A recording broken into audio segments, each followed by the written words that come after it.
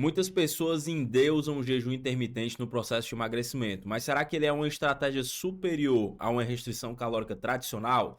Foi isso que o artigo que eu trouxe para vocês hoje buscou avaliar. Esse artigo é bem interessante porque ele foi publicado no jornal de grande circulação acadêmica, no Clinical Nutrition da Aspen. É uma excelente revista e muito confiável. E hoje vocês vão entender se realmente o jejum intermitente é superior a uma restrição calórica tradicional no processo de emagrecimento, tá? Então olha aqui, ó, vocês podem ver aqui o título do artigo, os autores, e vamos falar um pouquinho sobre agora a metodologia desse estudo, tá? O objetivo do estudo era comparar então a restrição calórica tradicional e 3 tipos de jejum em relação a alterações na composição corporal. Olha só como é que eram divididos os grupos, pessoal. Eram 12 semanas de estudo, tá? Com controle dietético, porções padronizadas e recordatórios semanais. Então, ou seja, existia um certo nível de prescrição dietética em alguns grupos, e em outros grupos a dieta era à vontade. Em alguns grupos de jejum a dieta era à vontade, ou seja, as pessoas passavam um período em jejum e naquele período alimentado elas comiam à vontade. Só que elas eram ensinadas a padronizar as porções e eram colhidos recordatórios todas as semanas. Então era um estudo que tinha um bom nível de controle dietético. E aí a gente vai ver, inclusive, já já as diferenças no consumo calórico e de macronutrientes de cada grupo, tá? Mas antes vamos continuando aqui na nossa metodologia. Os dados antropométricos eram aferidos semanalmente, então toda semana tinha avaliação, certo? Eram 360 participantes. Um outro ponto positivo desse estudo também é a quantidade de participantes que estavam no estudo. E você tinha 3 grupos, você tinha aqui 5 grupos diferentes, tá?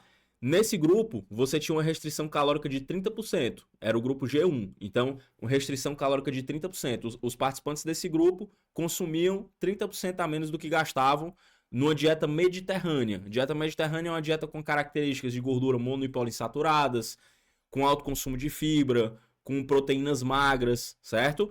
E você tem ali um week on, week off. Esse daqui, ó, eles fazem uma restrição de 30% em uma semana e uma dieta à vontade na outra semana, certo? Então era um grupo que era como se fosse um grupo controle. Você tem aqui o grupo 3, que fez um jejum de 18 horas, no período de 6 horas alimentadas, então eles passavam 18 horas de jejum e 6 horas eles comiam à vontade. Esse outro grupo passava 16 horas de jejum e 8 horas alimentado, e o grupo 5 era um jejum de dias alternados, só que era o jejum de dias alternados modificado. Como é que isso funciona? Ó? O jejum de dias alternados, você passa 2 dias, nesse caso o desenho que foi utilizado nesse estudo, são 2 dias em jejum total. Então você passa 24 horas sem comer nada, 2 dias na semana, por exemplo, de segunda, de 7 horas da manhã da segunda até 7 horas da manhã da terça, e de 7 horas da manhã da quinta até 7 horas da manhã da sexta. 2 vezes na semana passa 24 horas em jejum. E os outros 5 dias, os participantes do estudo comiam à vontade, tá certo? A idade dos participantes era entre 8 a 65 anos, um IMC entre 27 e 35. Aqui a gente tem algumas características dos participantes de cada grupo, mas o mais importante é saber quantas pessoas terminaram o estudo. Olha só, o grupo que fez a dieta mediterrânea, que a gente já vai tirar o primeiro insight desse estudo aqui, tá? O grupo que fez a dieta mediterrânea, que era uma dieta normal, que não era jejum, iniciaram 72 pessoas nesse grupo e terminaram o estudo 70 pessoas. Então, ou seja, quase todo mundo que iniciou o estudo conseguiu completar o estudo. No grupo Week On, Week Off, começaram 72 pessoas e finalizaram só 55. No grupo de jejum de 6 horas, iniciaram 72 pessoas e finalizaram 66. Então teve uma taxa de abandono um pouco maior. No jejum de 8 horas, uma taxa de abandono maior ainda. Então muitas pessoas desistiram no meio do estudo, porque não aguentaram a estratégia. E no jejum de dias alternados, só 32 pessoas conseguiram completar o estudo. Isso mostra que os participantes que faziam o jejum tiveram uma maior taxa de abandono. Então aqui entra o primeiro insight desse artigo. E é algo que é muito comum na literatura científica. Quando você for estudar um artigo que vai comparar uma estratégia de jejum intermitente com restrição calórica tradicional, você tem que prestar atenção em quantas pessoas conseguiram completar o estudo. E vocês vão ver que existe uma taxa de abandono muito grande nessa estratégia de jejum intermitente. Porque realmente, em muitos casos, é uma estratégia de difícil execução, não é verdade? Vamos agora para o resultado da quantidade de calorias. Ó. O grupo 1, que fez a dieta mediterrânea, iniciou o estudo consumindo cerca de 1.562 calorias e depois conseguiu manter um padrão de 1.357 calorias, certo? Você tem aqui a composição de macronutrientes, certo? Ver que proteína aqui ficou bem igualada em todos os grupos. A gente pode ver aqui que ficou até parecido o consumo de proteína. Olha só, o grupo que fez o week on e o week off conseguiu também manter um consumo calórico estável de 1.373 calorias. O grupo que fez 6/18, ó, manteve ali 1.297 calorias no final do estudo, certo? O grupo que fez 8/16, 8 horas em jejum, 16 horas alimentado, finalizou o estudo ali consumindo uma média de 1.248 calorias. E o grupo que fez em dias alternados, 1.285. Então você vê que não tem uma diferença muito significativa em relação ao consumo calórico. Ó. A diferença maior é entre o grupo que fez 8/16, que comeu 1.248 calorias, e o grupo que fez o week on, week off, que comeu 1.373 calorias. E é uma diferença de 100 calorias, né? Então você vê que não tem uma diferença bem significativa em relação ao consumo calórico. Algumas pessoas faziam uma restrição calórica de 30% todos os dias, outras pessoas passavam 2 dias sem comer e 5 dias alimentados e comiam à vontade, e outras pessoas ficavam 8 horas ou 6 horas em jejum e 16 ou 18 horas alimentados. Independente do grupo que essa pessoa estava que essas pessoas estavam, elas consumiam mais ou menos a mesma quantidade de calorias diárias. Então não houve uma diferença significativa em relação a isso. Agora vamos para os dados antropométricos ao longo do estudo. Olha só, se a gente comparar a semana 1 com a semana 12, o grupo que fez uma restrição calórica tradicional perdeu 6,84 quilos. O week on, week off perdeu 6,77. O grupo que fez um jejum de 6 horas perdeu 6,81. E o grupo que fez um jejum de 8 horas perdeu um pouquinho menos, 4,43. Lembrando, foram 12 semanas de estudo. O grupo que fez 2 dias de jejum e 5 dias alimentados perdeu 6,5 kg. Os pesquisadores mostraram que não houve diferenças significativas, apesar do grupo de 8 horas de jejum ter perdido um pouco menos de peso e também um pouco menos de circunferência da cintura. Ó. A maioria dos grupos perderam entre 9 e 10 centímetros. E esse grupo aqui que fez 8 horas de jejum perdeu 3,5 centímetros, né? Apesar disso, os pesquisadores não acharam que isso foi uma diferença relevante, que foi uma diferença significativa. Mas eu até acho bem significativo ali, 2 quilos em 3 meses ali, 12 semanas, é relativamente significativo, né? Uma característica do grupo que perdeu menos gordura é que eles já estavam comendo pouca caloria e passaram a comer menos ainda. Então não foi uma diferença tão grande do que eles vinham comendo para o que eles passaram a comer, certo? Eu acho que foi a única diferença que eu vi ali que foi mais relevante. Mas no final das contas, a conclusão dos próprios autores, não houve diferenças significativas entre as 5 estratégias do estudo. Os planejamentos que envolviam o jejum tendiam a gerar mais desistência, então as pessoas desistiram mais ao longo do jejum intermitente. Uma restrição calórica convencional aliada à dieta mediterrânea parece ser uma estratégia mais interessante para uma perda de peso saudável. Eu não acho nem que seja talvez mais interessante, mas é tão interessante quanto.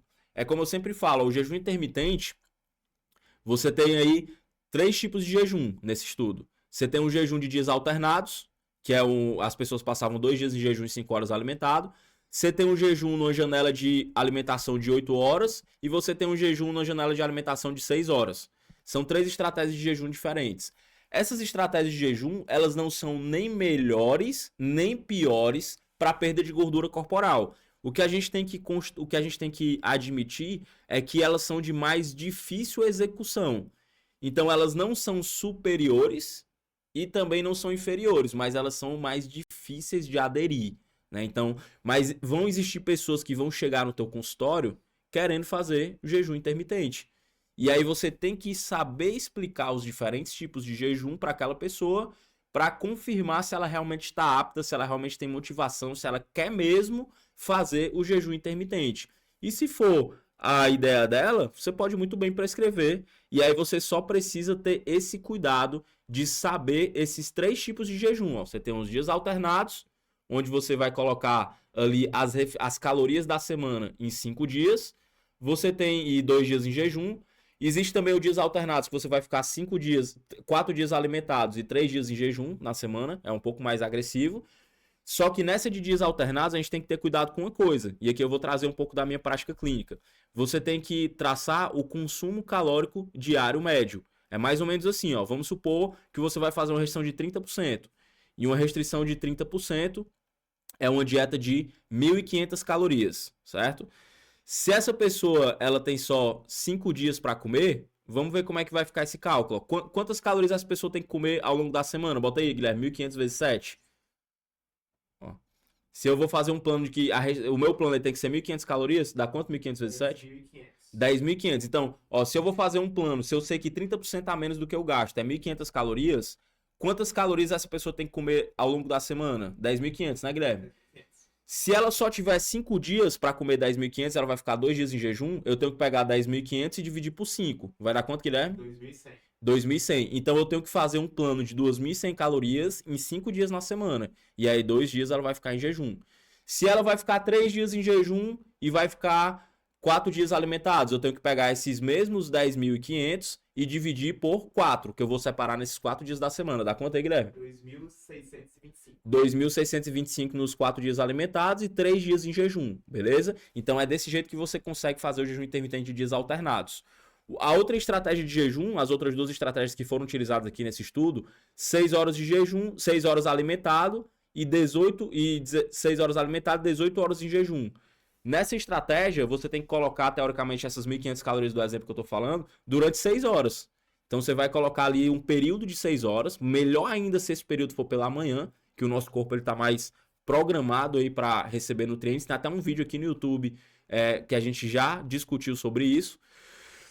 Você pode ir aqui no canal e procurar que você vai achar facilmente sobre crononutrição. Então, quando você coloca a janela alimentada para o começo do dia, melhor ainda. Só que você vai colocar 1.500 calorias durante essas 6 horas e o paciente vai passar 18 horas de jejum. Se for 8 horas, vai ser um período um pouco maior, de 8 horas, e o paciente vai passar as outras 16 horas em jejum, beleza? Então, no final das contas, gente, o jejum intermitente não é superior para a perda de gordura, mas também não é inferior. Então, ele pode ser uma estratégia que você tem na sua caixa de ferramentas, que você não vai ficar argumentando para o paciente que ele tem que fazer o jejum intermitente. Mas se chegar um paciente motivado para fazer, é o teu papel como nutricionista saber explicar as possibilidades e caso ele realmente decida seguir por ali, você aplicar, você calcular para aquele paciente e aí até uma maneira de você vender um acompanhamento mais de perto. Porque aí você marca uma consultinha a cada 30 dias nos próximos 3 meses. Ó, tá fazendo uma estratégia diferenciada? Vamos fazer um acompanhamento de perto. Fica vindo aqui a cada 30 dias, durante 3 meses, e vamos ver se tu consegue aderir bem, se tem algum problema no período. E aí tu vende um combozinho ali de 3 consultas ou de 2 consultas. E aí você consegue ali até faturar mais com aquele paciente em questão, beleza? Então, esse foi mais um episódio do nosso NutriInsights. Se você está curtindo o conteúdo e não se inscreveu ainda no canal, se inscreve no canal, ajuda a divulgar o projeto, dá um joinha aqui, comenta e vamos que vamos. Até o próximo episódio.